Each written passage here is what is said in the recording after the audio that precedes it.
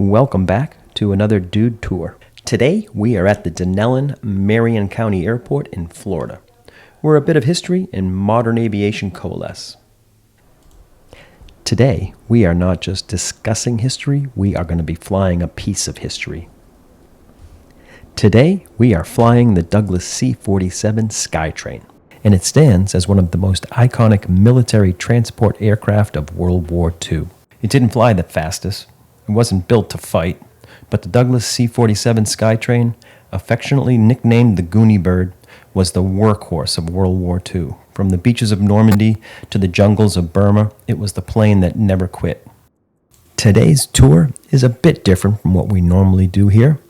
We're not necessarily talking about a single historic event, but I recently had the opportunity to fly on a C-47, the Tico Bell, and I flew it out of the Marion Airport, which is where we are here in the simulator.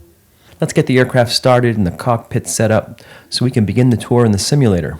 Let me tell you a little bit about the location we're at, the aircraft, and a recent experience I had in this actual aircraft. If you're new here to Dude Tours, what we do is we find interesting places here in Microsoft Flight Simulator and we talk about them as we fly to the places in the simulator. If that sounds interesting to you, please subscribe to the channel. It really helps and I appreciate it.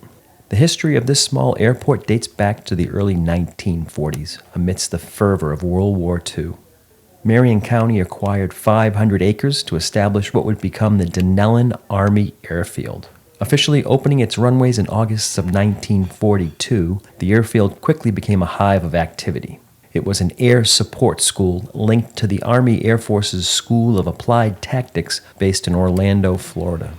Here, pilots and crewmen honed their skills on the British-designed Horsa gliders and the reliable C-47 Skytrains, preparing for critical missions across North Africa, Europe, and the China-Burma-India theater. This airfield was home to several notable units, including the 27th Troop Carrier Squadron, the 894th Airborne Engineers, the 805th Medical Air Evacuation Unit, as well as the 898th Guard Squadron and the 426th Night Fighter Squadron. Each played a pivotal role in the war effort, contributing to the rich legacy of this airfield.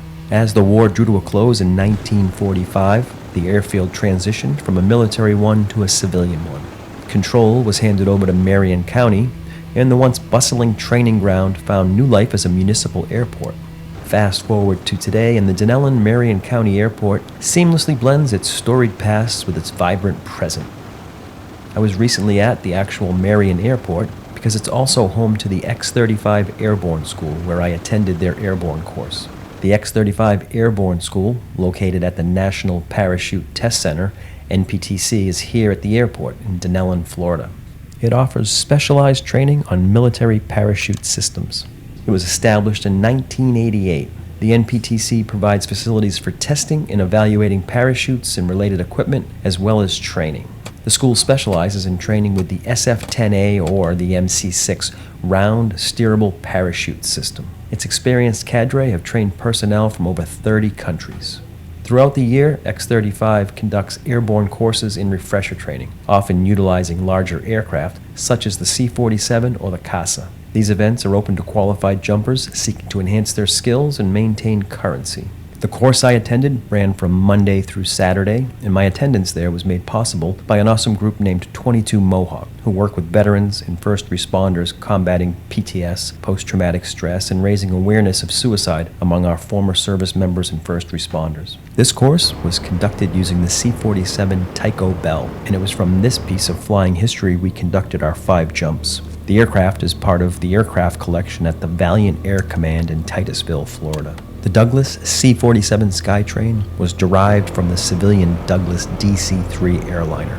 The C-47 played a pivotal role in numerous Allied operations, showcasing its versatility and reliability. The C-47 was engineered to meet the rigorous demands of military operations.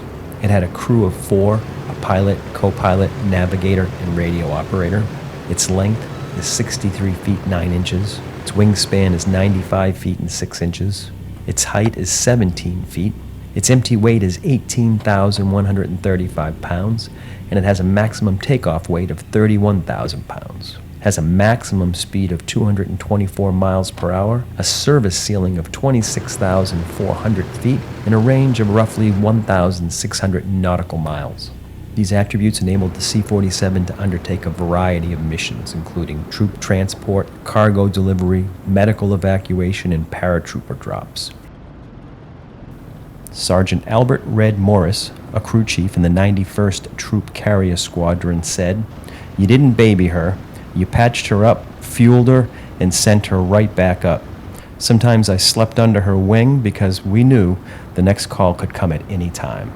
Its robust design allowed it to operate from short and unprepared airstrips, making it invaluable in the diverse theaters of war.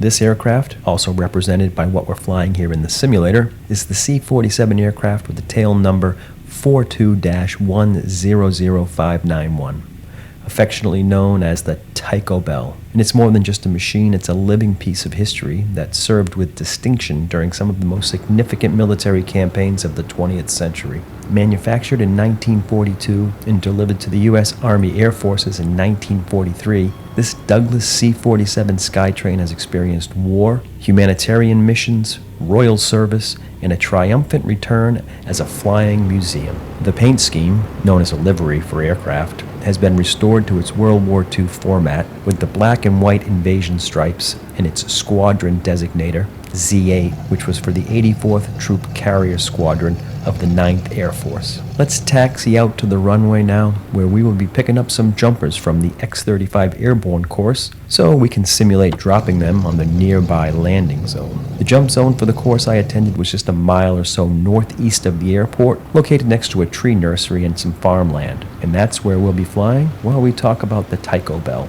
The C-47, considered one of the most critical assets of World War II. General Eisenhower reportedly named it among the top 4 weapons that helped win the war. Unlike its commercial counterpart, the C-47 featured a reinforced floor, larger engines, tie-down rings for cargo, and a clamshell cargo door large enough to load a Jeep with a trailer or a 37mm anti-tank gun. It could carry 6,000 pounds of cargo, 28 fully equipped soldiers, or 14 stretcher patients with medical staff. Some were also modified with glider tow hooks for airborne missions. In total, over 10,000 were built and used by more than 90 countries. June 5, 1944, hours before the Allied troops landed in Normandy, over 800 C-47s filled the skies with paratroopers. It was the largest airborne assault the world had ever seen. This C-47, number 42-100591, was sent to England in 1944 and assigned to the 84th Troop Carrier Squadron, 437th Troop Carrier Group, under the 9th Troop Carrier Command. Operating from RAF Ramsbury, she played a vital role in the D-Day invasion, flying in position 50 during the early morning hours of June 6, 1944. She towed Waco CG-4 gliders loaded with troops from the 82nd Airborne Division. Despite poor weather and anti-aircraft fire causing scattered landings, the mission helped isolate the western edge of the invasion zone. She flew again the next day in a follow-up mission towing more gliders loaded with reinforcements and supplies. The bravery and effectiveness of the 437th earned them the Distinguished Unit Citation. By the end of June, the C-47 and her unit were supporting the battle for the port city of Cherbourg, a crucial victory for the Allies in securing a logistical gateway into France. In September 1944, Tico Bell participated in Operation Market Garden, the ill-fated Allied attempt to secure bridges in the Netherlands. Flying in the rear of a large formation towing gliders for the 101st Airborne Division, the unit faced intense anti-aircraft fire. Several aircraft and gliders were lost or damaged, though the Tico Bell survived and returned the following day for another round. Despite initial gains, the operation ultimately failed, resulting in heavy Allied casualties. In December 1944, she flew vital supply missions to Bastogne during the Battle of the Bulge. The 101st Airborne Division was encircled by German forces, and the town was under siege. Poor weather initially prevented resupply, but once the skies cleared, aircraft like the Tico Bell brought in desperately needed ammunition, food, and medicine, helping the troops to hold out until reinforcements arrived. As the Allies advanced into Germany, the 437th moved to Coulmoniere Airfield in France, the final large airborne operation in Europe. Operation Varsity saw the Tico Bell towing 2 gliders at once across the Rhine River. Despite heavy anti-aircraft fire and numerous casualties, the operation succeeded in securing the East Bank and enabling Allied forces to press into Germany. Over the next months, the aircraft was used to carry supplies, evacuate wounded, and transport prisoners of war and displaced persons. And now, ladies and gentlemen, for a special announcement from the Supreme Headquarters of the Allied Expeditionary Forces from London, from Colonel R. Ernest Dupuy. Go ahead, London. This is Supreme Headquarters, Allied Expeditionary Force. The text of communique number 1 will be released to the press and radio of the United Nations in 10 seconds. Repeat, 10 seconds from now. Under the command of General Eisenhower, Allied naval forces, supported by strong air forces, began landing Allied armies this morning on the northern coast of France. This ends the reading of communique number 1 from Supreme Headquarters, Allied Expeditionary Force. Lieutenant Charles D'Angelo, a pilot with the 439th Troop Carrier Group, said, "We flew in blackout conditions. No lights, no chatter, just the hum of the engines and the click of the red light. When it turned green, those boys jumped out without hesitation, right into hell." Private Gene Walker of the 101st Airborne said, "When the doors opened, the cold hit you like a wall, but the plane felt steady, like it had one job, to get us there, and she did." The C-47 wasn't done at Normandy. She flew in Operation Market Garden. Towing gliders into Holland, she dropped crates of food and ammunition to trapped troops in Bastogne. After World War II, Tico Bell was briefly retired, but returned to service during the Berlin Airlift in 1948 and 1949. This Cold War mission was aimed to overcome the Soviet blockade of West Berlin by flying in essential supplies. Despite early skepticism, the effort succeeded, with aircraft delivering more goods by air than had ever arrived by rail. The success of the airlift embarrassed the Soviets and eventually led to the lifting of the blockade. She was deemed surplus after that airlift, and Tico Bell was transferred to the Norwegian Air Force in 1950 under the Lend-Lease program. In 1956, she joined the Royal Danish Air Force and was even assigned to transport the Danish royal family. By the time she was retired in 1982, she had logged more than 13,500 flight hours. We are approaching the landing zone where the jumpers will be exiting the aircraft. Today's jump is a static line jump.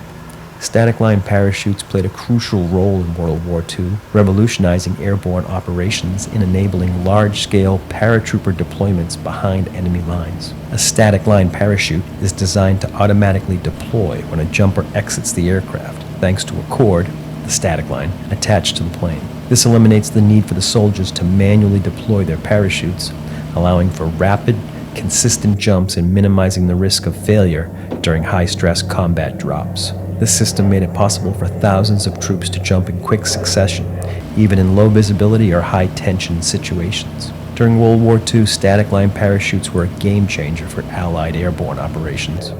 Units like the U.S. Army's 82nd and 101st Airborne Divisions relied heavily on static line jumps during major operations, including the D-Day invasion of Normandy and Operation Market Garden. These paratroopers could be dropped into strategic locations deep within enemy territory to disrupt supply lines, capture key positions, and sow confusion before the main forces arrive. The reliability and simplicity of the static line system made it the backbone of airborne strategy and helped redefine the use of infantry in modern warfare. We are passing over the landing zone. During this first pass, the first group of jumpers, known as a stick, will have left the aircraft. And you terrified that the first part that you go out there, there's nothing holding you, touching nothing, and suddenly the static line starts pulling your chute out, and you feel something, and at the end of the 30 feet, the parachute is 32 feet, and the static line is 30 feet. You're 60 feet down, and the prop blast, and the chute opens, and you're first, when you're training, they say check your canopy. You look up. And quiet, the chute is out there, big, beautiful thing there, and you're swinging. It is the most beautiful thing in the world.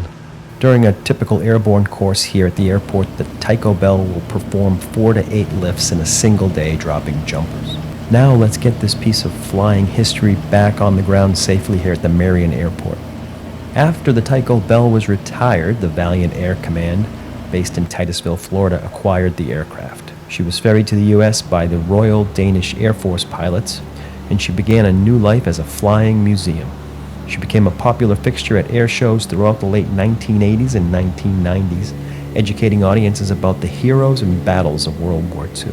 Unfortunately, in 2001, the Tico Bell was damaged in a landing accident caused by severe wind shear, which collapsed her landing gear. She required extensive repairs, including new engines, new propellers, and major structural work. The cost and labor involved was daunting for the all-volunteer museum, but the historical importance of the aircraft inspired an 8-year-long restoration effort. In July of 2008, Tico Bell's engines roared back to life. Volunteers and spectators alike were moved as the legendary aircraft breathed once again. She returned to air shows proudly wearing her new World War II invasion stripes and nose art. Before the first engine roared to life and before the wheels ever left the dirt, many C-47s wore a different kind of armor. Not steel, but paint. Swirls of personality, pride, and sometimes pure mischief brushed onto their noses in bold colors and cheeky designs. If the Tico Bell had nose art and a name during World War II, it's been lost to history. The current nose art and name, Tico Bell, stemmed from the location in East Central Florida where it's located, at the Valiant Air Command. The nickname Tico is a shorthand local term that's derived from Titusville and Cocoa, the two areas where the airport is located. It's unofficial, but it became a popular term used for the area over time. It was used affectionately by locals, pilots, and military personnel, especially because Titusville was the home of the former Tico Airfield, which is now part of the Space Coast Regional Airport. The term gained further popularity through the Valiant Air Command's Warbird Museum, which is located at the Space Coast Regional Airport, which again was formerly Tico Field. Pilots and aviation enthusiasts began calling any aircraft restored or based there Tico birds. Hence, the restored C-47 was named Tico Bell, tying her to both the location and the World War II tradition of calling planes bells. What is now the Space Coast Regional Airport is located in Titusville, Florida, and it's minutes away from the Kennedy Space Center and Cape Canaveral Space Force Station. Sergeant Carl Sully Sullivan, with the ground crew in the 84th Troop Carrier Squadron, said, "We had a guy, his name was Lopez. He could paint better than any billboard artist you knew. He did all the nose art, pin-up girls mostly. One had a red dress that was so bright you could spot it from the next airfield over." Names like Buzz Buggy, Night Fright, and Chalky's Lucky Load decorated the noses of the SkyTrains. To the crews, they weren't just decorations, they were good luck charms, personality, and a little rebellion painted on aluminum skin. Lieutenant Melvin Jarrett, he was a C-47 pilot with the 437th Troop Carrier Group, said, "We painted a girl on ours. We called her Heavenly Cargo. Figured if we were flying into hell, we might as well take a little heaven with us." Sometimes the art was bawdy, sometimes solemn. Others painted hometowns, baseball teams, or poker hands. It was a way to bring a piece of home into the war, or to defy death with a smirk. The nose art on these C-47s was unofficial, technically frowned upon by higher command, but tolerated. Because for many men it was a connection, a reminder that beyond the orders and the battles there was still life, humor, and humanity. Red Morris, a crew chief, said, "You saw her on the tarmac every day, that same face on the nose, that same name. You started talking to her like she was real. And when you heard her engines turn over, damn, that was the best sound in the world." Welcome back to the Marion Airport. We are on the ground. Today, that nose art lives on, restored by careful hands on some of the very same aircraft that once flew over Normandy, Bastogne, and Arnhem, painted memories of courage, youth, and the weight of the mission. Lieutenant Charles D'Angelo, in a later interview, said, "That girl on the nose, she never aged, but I did." But she didn't. Still smiling, still flying. The C-47s wore their hearts on their noses, painted promises that no matter how far from home, home still lived in their name. Staff Sergeant Henry Hank Lewiston was a radio operator with the 314th Troop Carrier Group. He said we flew 200 feet off the ground, straight into German fire. You could see the guys shooting at you out the windows. We didn't have armor, just nerves and prayers. In the frozen woods of the Ardennes, surrounded U.S. troops looked up and saw salvation falling from the sky, and much of that was dropped by the Skytrain. Captain John Elmore of the 75th Troop Carrier Squadron said, "The pilots called it flying the mail, but those bundles meant everything. Food, ammo, and even sometimes Christmas cards." The Goonie Bird wasn't just a transport, she became a flying ambulance. Her bay, once filled with jumpers and crates, now held wounded men clinging to life. Lieutenant Harold Kimura, a medic for the 442nd Infantry Evacuation Detail, said, "Every flight was a gamble. No escort, no guns, but if we got them to the field hospital faster, they had a chance, and that was worth it." Today, the Tico Bell stands not only as a piece of aviation history, but as a tribute to the thousands of men and women who served during World War II and beyond. She continues to fly in honor of their memory, representing the proud legacy of the 437th Airlift Wing and the countless lives she touched during her long and distinguished career. Today, you can still find her in air museums, at commemorations, even flying over drop zones in Florida or France. The sound of her engines still stirs something in those who served. Red Morris, in an interview in 1989, said, "When she fired up again after all these years, I swear I smelled Normandy. I heard those boys shouting and laughing, and for a second I was right back there." The C-47 wasn't a war machine in the traditional sense. She was a lifeline, a delivery of courage, a promise kept, and the men who flew her carried more than supplies, they carried history. Hope you enjoyed today's tour. There will be links below for the Valiant Air Command in Florida, as well as the X35 Airborne Schools and 22 Mohawks. Hope to see you all on the next tour.